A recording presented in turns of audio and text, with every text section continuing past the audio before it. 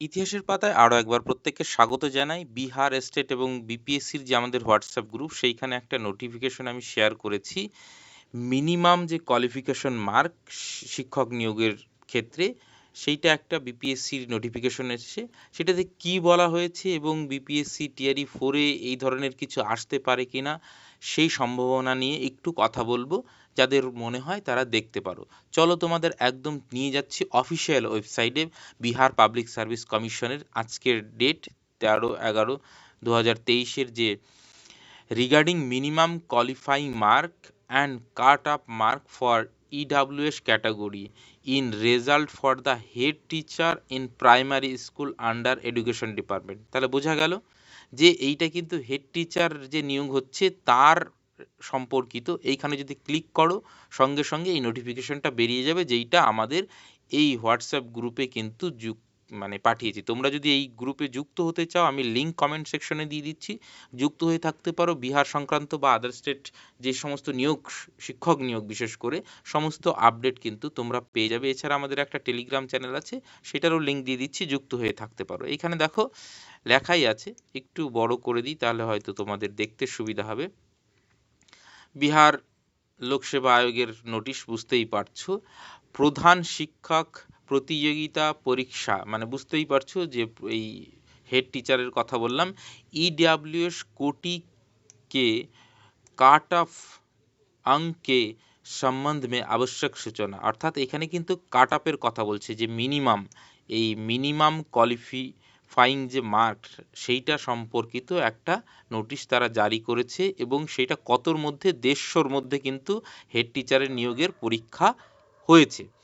এইবার তাহলে এইখানে দেখা যাচ্ছে কি, জেনারেলদের জন্য তোমার 150-র মধ্যে অন্তত 40% কিন্তু পেতেই হবে। এই কথার মানে কি, এই যে মিনিমাম কোয়ালিফাইং মার্ক, অর্থাৎ ধরো 100টা যদি সিট থাকে, ধরো আমি ধরছি একটা অ্যাপ্রক্স 100টা সিট আছে, তো সেইখানে ধরো 200 জন পরীক্ষা দিয়েছে।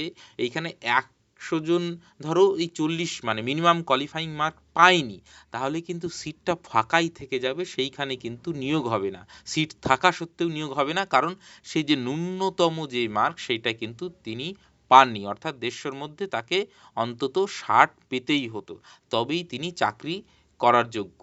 তো এইটা কাট আপটা হাই গেলে তো কোনো প্রশ্ন নেই, কিন্তু মিনিমাম এইটা তোমাকে পেতেই হবে। দেখবে ইউজিসি নেটের ক্ষেত্রেও যে 40% তোমাকে পেতেই হয়, না হলে কিন্তু মানে কোনোভাবেই তুমি সেটা কোয়ালিফাই করতে পারবে না, যদিও তোমার কোয়ালিফাই করার সুযোগ থাকে।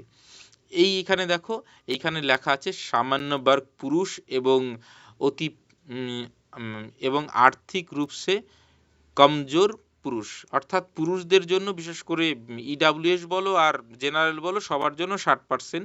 এবং পিছড়ে বর্গ পুরুষের জন্য হচ্ছে তোমার 36.5%, অর্থাৎ তোমার এইখানে 54.75, এটা রাউন্ড ফিগারে নিশ্চয়ই ধরবে।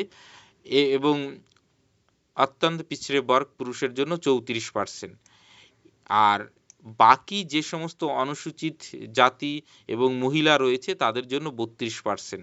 তাহলে এই রকমটা কিন্তু বিহারের যে বিপিএসসি টিআরই পরীক্ষা, সেখানেও কিন্তু লাগু হতে পারে। কেন এই কথা বলছি, অনেক সাবজেক্ট আছে, ধরো সেইখানে অনেক কম মার্ক পেয়ে কিন্তু অনেকে চাকরি পেয়ে গেছেন। সেইটা কিন্তু বিপিএসসির হয়তো নজরে এসে, যদি পরবর্তীতে এই ধরনের কিছু মানে সিদ্ধান্ত নেয়, নিতেই পারে বিপিএসসি স্বতন্ত্র, যেহেতু একটা সংস্থা, তো সরকার যদি মনে করে যে একটা মিনিমাম কোয়ালিফিকেশন মার্ক রাখা দরকার, তো সেক্ষেত্রে যেগুলো রেয়ার সাবজেক্ট বা রেয়ার ক্যাটাগরি বিশেষ করে, তো সেই ক্ষেত্রে তোমাকে একটা মিনিমাম কোয়ালিফিকেশন মানে কোয়ালিফাইং মার্ক কিন্তু পেতেই হবে। ধরো কোশ্চেন টাফ হলো, সেইখানে যদি অনেকটা কাট আপ নেমেও যায়, কিন্তু এইটা যদি রিচ না করা যায় বা এই কোয়ালিফাইং মার্কটা যদি না পাওয়া যায়, তাহলে কিন্তু তুমি ওই সিট ফাঁকা থাকা সত্ত্বেও তোমার নিয়োগটা হবে না।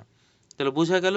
তো বিপিএসসি টিআরই ফোরে মানে এরকমটা থাকবে না, এরকমটা কিন্তু নিশ্চিত করে বলা যাচ্ছে না। অবশ্যই আনতে পারে, কারণ এর আগে কিন্তু দেখা গেছে, তোমরা নিশ্চয়ই দেখেছো, যদি কাট আপ দেখো, বিভিন্ন ক্যাটাগরির বিশেষ করে কিছু কিছু সাবজেক্টের অনেক কম মার্ক পেয়ে কিন্তু অনেকে চাকরি পেয়ে গেছে। তো সেই জায়গায় হয়তো বিপিএসসি নতুন করে এরকম ভাবতেও পারে যে একটা মিনিমাম কোয়ালিফাইং মার্ক কিন্তু রাখা যেতে পারে। তো যাই হোক, সেইটা দেখা যাবে, কিন্তু এইটা কিন্তু প্রাইমারি স্কুলের যে হেডমাস্টার সেই সংক্রান্ত যে নোটিশ সেইখানে কিন্তু এই বিষয়টা রয়েছে অলরেডি। তো আপাতত সকলকে অসংখ্য ধন্যবাদ।